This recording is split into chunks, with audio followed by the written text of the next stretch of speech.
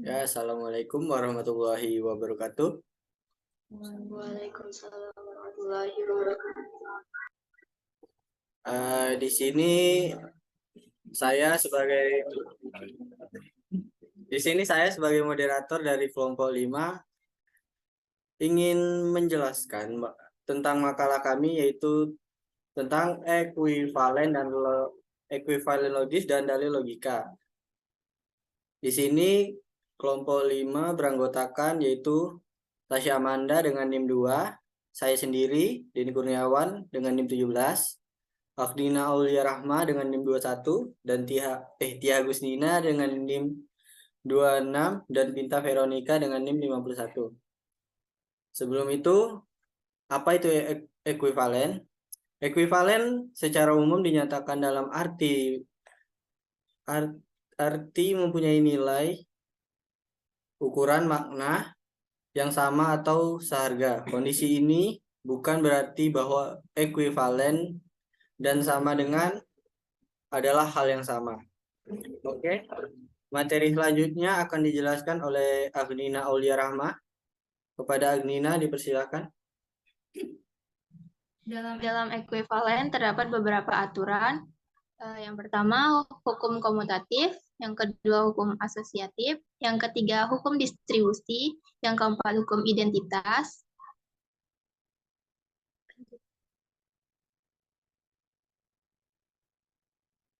Yang kelima ada hukum ikatan. Yang keenam ada hukum negasi. Yang ketujuh ada hukum negasi ganda. Yang kedelapan ada hukum idempoten. Yang ke-9 ada hukum De Morgan, ke-10 ada hukum absorpsi, dan ke-10 ada hukum T dan F atau hukum salah dan benar. Oke, masuk ke contoh. Contoh dari ekuivalen logis adalah dari pernyataan 1, Dewi sangat cantik dan peramah, dan pernyataan kedua, Dewi peramah dan sangat cantik. Kedua pernyataan di atas tanpa dipikir panjang akan dikatakan ekuivalen atau sama saja. Dalam bentuk ekspresi logika dapat ditulis sebagai berikut. Yang A, Dewi sangat cantik. Yang B, Dewi peramah. Maka ekspresi logika yang dapat dihasilkan adalah yang pertama A dan B, atau yang kedua B dan A. Selanjutnya akan dijelaskan oleh Binta Veronica.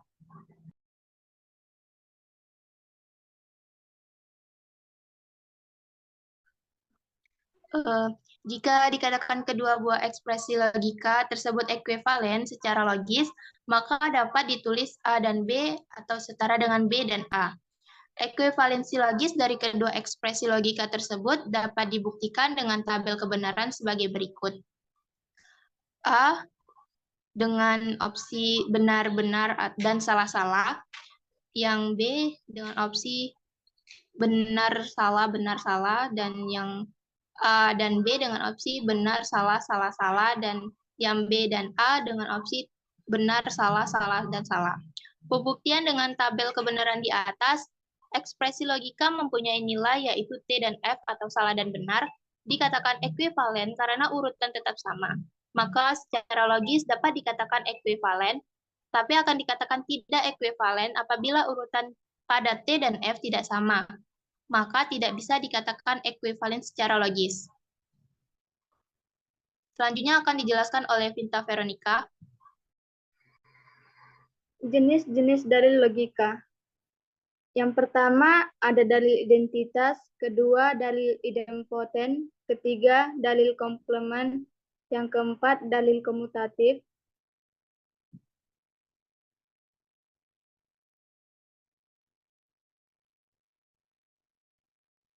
yang kelima dalil asosiatif, yang keenam dalil distributif, dan yang terakhir dalil lingkaran ganda. Yang kedelapan dalil De Morgan, kesembilan dalil penghapusan. Adapun contoh dalil logika atau kemampuan berpikir logis yaitu dengan menggunakan dalil kesetaraan, buktikan bahwa P yang mana negasi P dan negasi P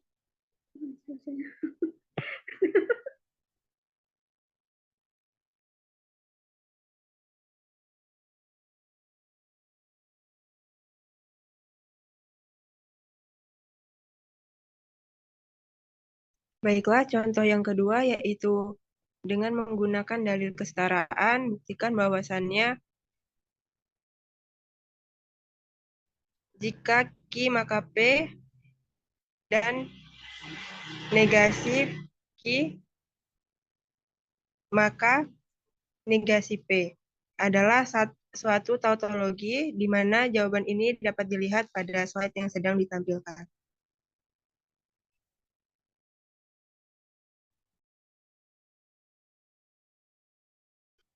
Baiklah, yaitu yang terakhir kesimpulan. Dalam logika matematika dikenal konsep kesetaraan atau ekuivalensi untuk menyatakan hubungan antar pernyataan. Dua pernyataan dikatakan setara atau ekuivalen jika kedua pernyataan tersebut menghasilkan nilai kebenaran yang sama pada tabel kebenaran. Dua pernyataan dikatakan setara atau ekuivalen jika kedua pernyataan tersebut menghasilkan nilai kebenaran yang sama pada tabel kebenaran. Jika pernyataan majemuk X dan Y ekuivalen ditulis X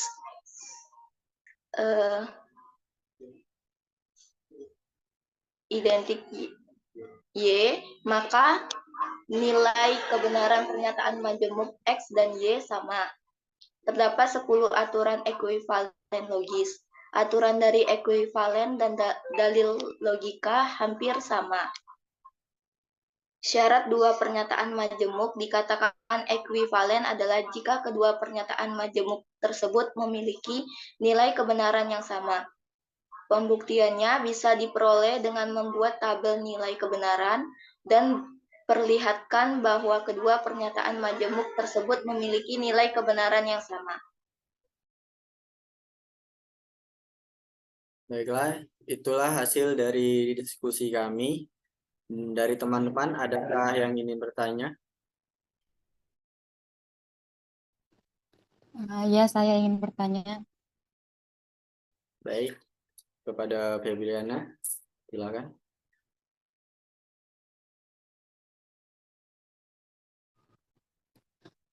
Saya ingin bertanya, saya dari kelompok perkenalkan, nama saya Febriana Syombi, dari kelompok 4 ingin bertanya, bagaimana syarat dua pernyataan dapat dikatakan ekuivalen?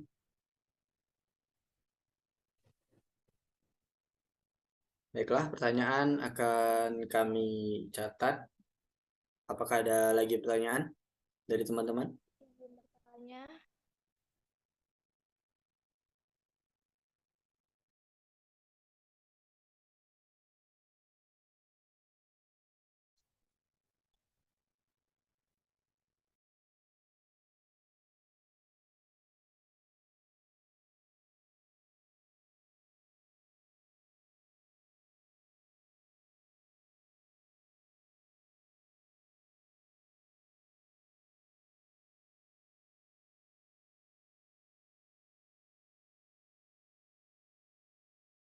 Izin bertanya. Ya, kepada Nanda dipersilakan. Saya Nanda Khairani dari kelompok 3 ingin bertanya. Jelaskan bagaimana cara membuktikan ekuivalen. Terima kasih. Baik, pertanyaan akan kami catat. Apakah ada lagi yang ingin bertanya?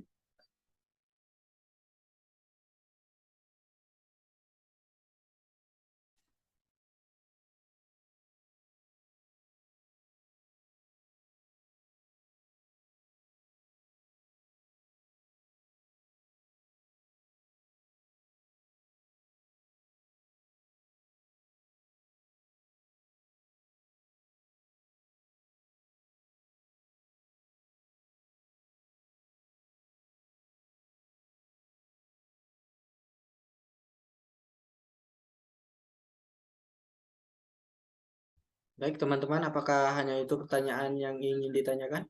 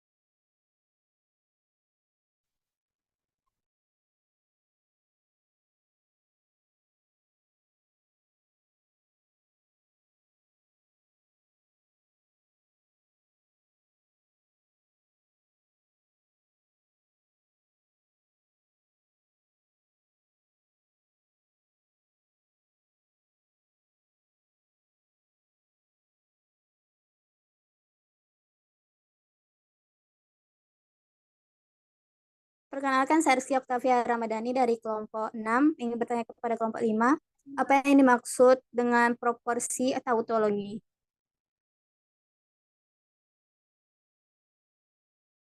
Baik, pertanyaan akan kami catat. Apakah kelompok lain ada yang ingin bertanya?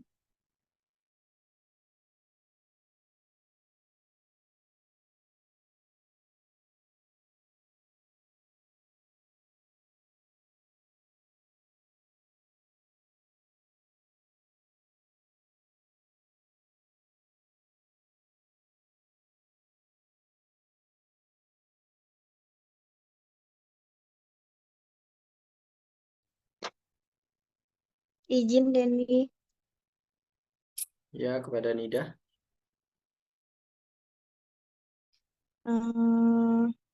Perwakilan dari kelompok 1, pertanyaannya, adakah hubungan antara ekuivalensi dan dalil logika? Terima kasih. Baik-baik, akan kami simpan pertanyaannya. Apakah ada lagi yang ingin bertanya?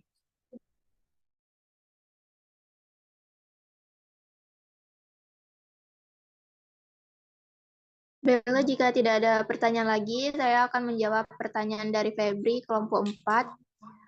Bagaimana cara membuktikan bentuk ekuivalen dari suatu pernyataan majemuk?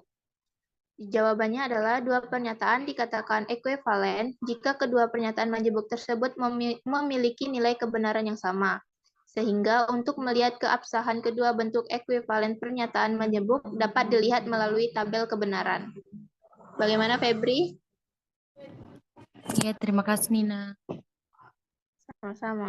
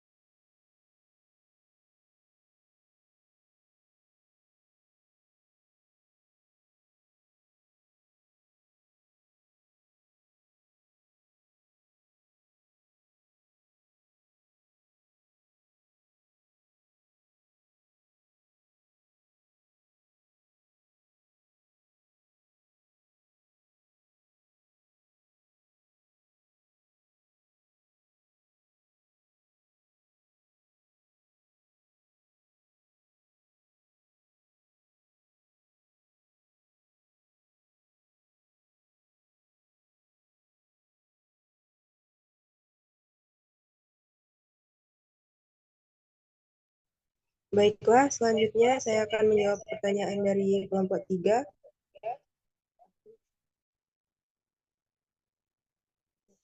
Jelaskan bagaimana cara membuktikan ekuivalen, yaitu dengan cara menggunakan hukum-hukum yang ada. Apakah bisa diterima jawabannya? Terima kasih ya.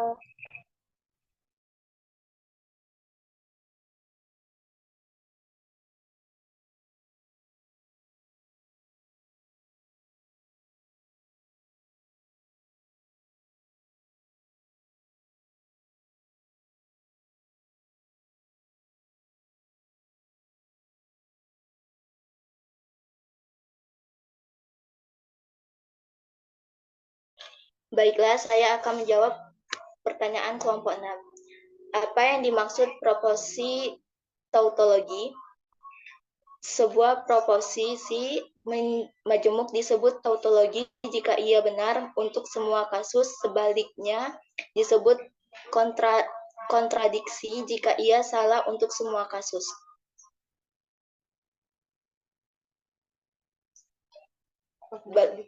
Apakah dapat diterima? Baik, terima kasih.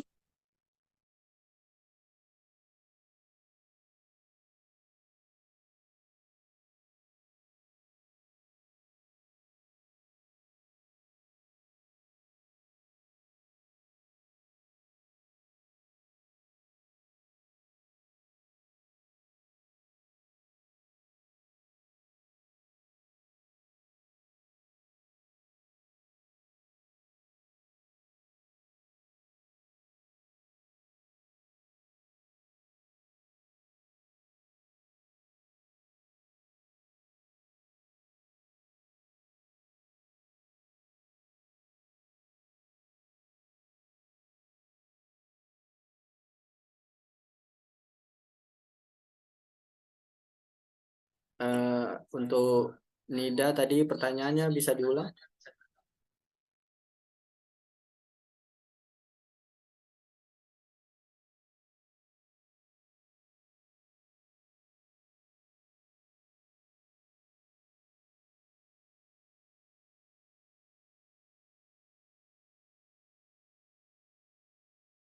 Nida?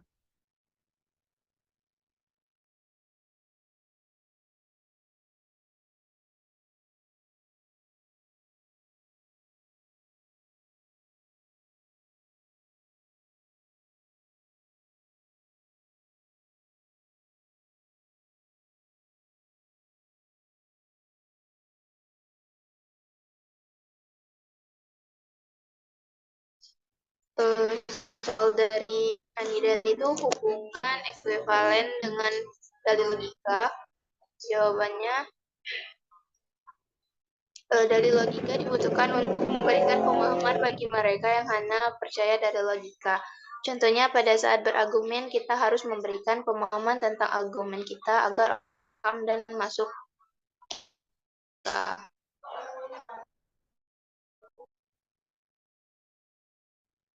Baiklah, itu untuk jawaban dari Anida, dan itulah hasil dari kelompok kami. Sekian dari saya dan kami dari kelompok 5 mengucapkan terima kasih dan mohon maaf sebesar-besarnya jika terjadi kesalahan. Saya tutup. Wassalamualaikum warahmatullahi wabarakatuh. Assalamualaikum warahmatullahi wabarakatuh. Waalaikumsalam warahmatullahi Waalaikumsalam wabarakatuh. warahmatullahi wabarakatuh. Warahmatullahi wabarakatuh. Kami dari kelompok 6 yang beranggotakan saya sendiri Dwi Jumiati dengan NIM 28, Reski Oktavia Ramadhani dengan NIM 20, Andisa Fitri Novalina dengan NIM 29, Rizka Saprita Febrina dengan NIM 36, Muhammad Antoni Saputra dengan NIM 41. Kami akan mempresentasikan materi tentang kuantor.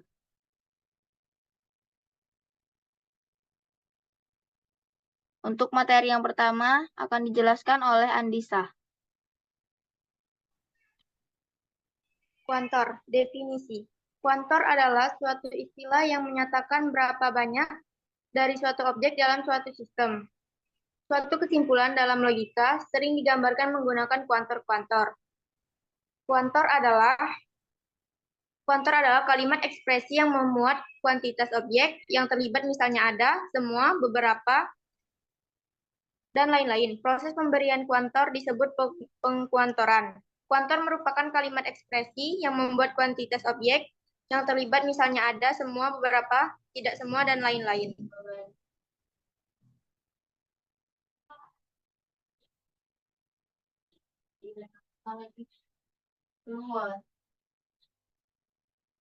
Selanjutnya adalah jenis kuantor.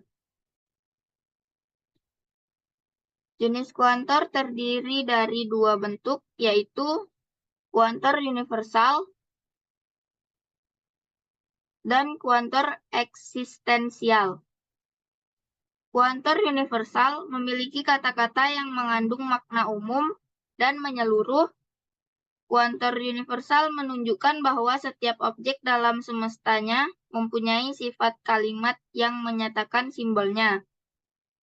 Sedangkan kuantor eksistensial memiliki kata-kata yang mengandung makna khusus sebagian. Kuantor eksistensial menunjukkan bahwa di antara objek-objek dan semestanya, paling sedikit ada satu objek atau lebih, asal tidak semua, yang memenuhi sifat kalimat yang menyatakan. Domain penafsiran kuantor sangat penting untuk menunjukkan jenis kuantor yang akan digunakan serta mempengaruhi simbolnya.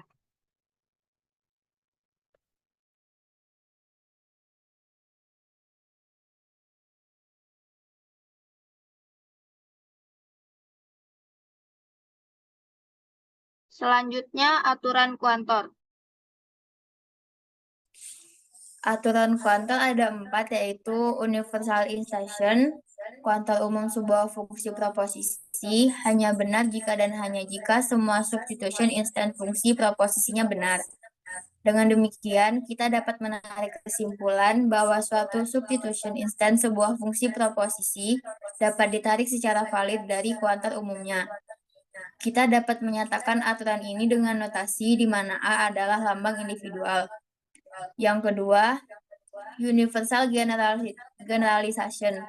Dalam rumus atau aturan universal generalization atau UG, kita menarik konklusi generalisasi secara umum. Kita menyimpulkan apa yang merupakan ciri khas atau sifat suatu individu yang juga terdapat pada individu lainnya sejenis, sehingga akhirnya kita menarik kesimpulan bahwa sifat atau ciri khas tersebut berlaku pula untuk sembarangan individu. 3. Existential instation. Pada sebuah kuantor eksistensial, sebuah fungsi proposisi paling sedikit ada sebuah substitusi tertentu yang dapat menggantikan variabel X pada fungsi proposisi tersebut, yang akan menghasilkan sebuah substitution instance. Yang keempat, ada existential generalization. Kuantor eksistensial sebuah fungsi proposisi adalah benar jika dan hanya jika fungsi proposisi tersebut mempunyai paling sedikit sebuah substitution instant yang ini memungkinkan kita untuk dapat melakukan inferensi dari suatu substitution instance yang benar, menghasilkan kuantor eksistensial sebuah fungsi proposisi yang benar pula.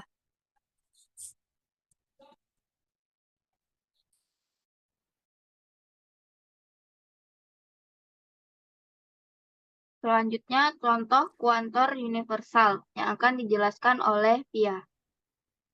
Contoh kuantor universal. Mati X elemen manusia. Jika nilai X disubstitusikan ke dalam PX, maka kalimat tersebut dapat dinyatakan dengan XPX, yang artinya semua manusia dapat mati.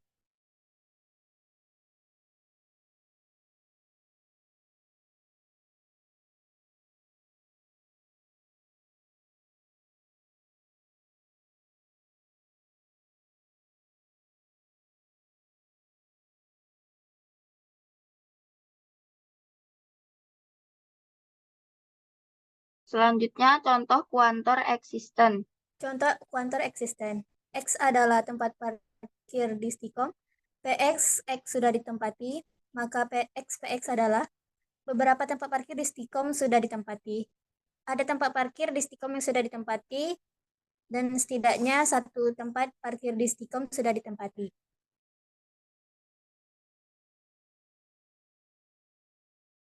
Demikianlah presentasi dari kami.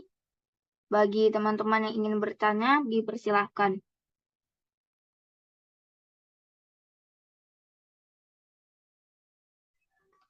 Saya Pinta Veronica Purba, dari kelompok 5, izin bertanya. Ya, silakan. Bagaimana cara mengetahui pernyataan berkuantor universal? Baik, apakah ada lagi yang ingin bertanya? Izin Dwi. Iya, Nida. Dari kelompok 1, pertanyaannya, menurut kalian, apakah dalam kuantor universal dan eksistensial ada kesamaan? Terima kasih. Sama-sama. Kelompok selanjutnya, apakah ada yang ingin bertanya? Saya Devi Rahayu dari kelompok 2 ingin bertanya. Iya, Debbie, silakan.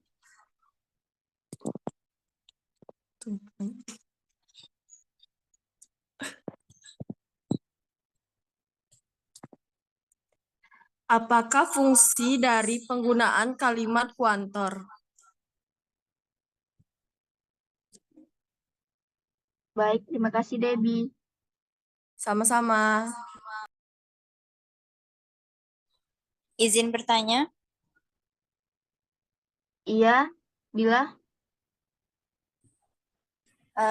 Perkenalkan, nama saya Rizky Salvanila dari kelompok 3. Izin bertanya kepada kelompok 6. bagaimana cara kita dalam menentukan nilai kebenaran dari suatu pernyataan berkuantor. Terima kasih. Sama-sama.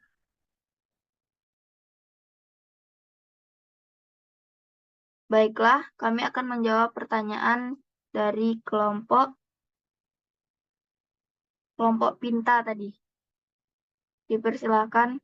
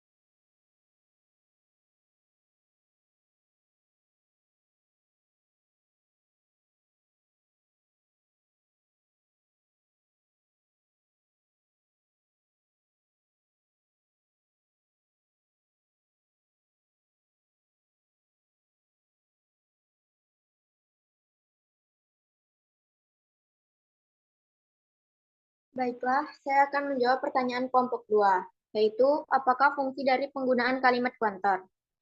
Quantifier atau kuantor adalah kata yang mendahului kata benda sebagai fungsi untuk menunjukkan jumlah dari benda tersebut, sehingga pernyataan berkuantor merupakan pernyataan yang mengandung ukuran kuantitas atau jumlah. Apakah dapat diterima, Debbie? Iya, terima kasih, Disa. Baiklah, saya akan menjawab pertanyaan dari kelompok 1. Apakah di dalam kuantor universal dan ekstensial ada kesamaan? Jelaskan jika ada. Tidak ada karena kuantor universal atau kuantor umum dan kuantor eksistensial atau kuantor khusus antara dua macam berkuantor tersebut saling berkebalikan atau berlawanan. Kuantor universal menjadi negasi atau ingkaran untuk kuantor eksistensial. Begitu juga dengan kondisi sebaliknya. Bagaimana jawabannya? Terima kasih, Ria.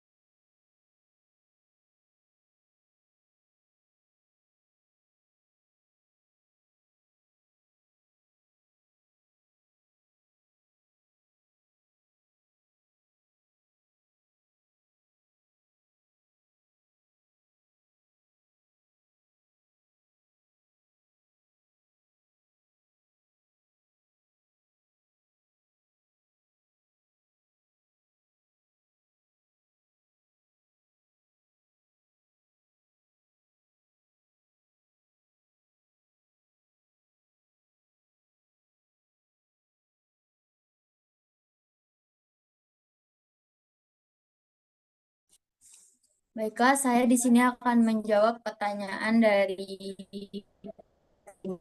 yaitu kelompok 5.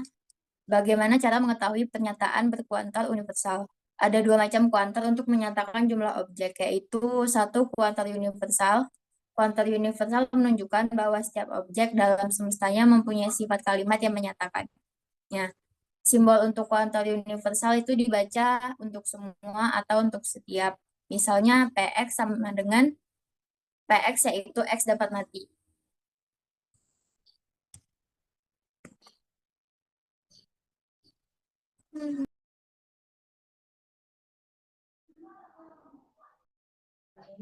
Baiklah, apakah ada yang ingin bertanya lagi?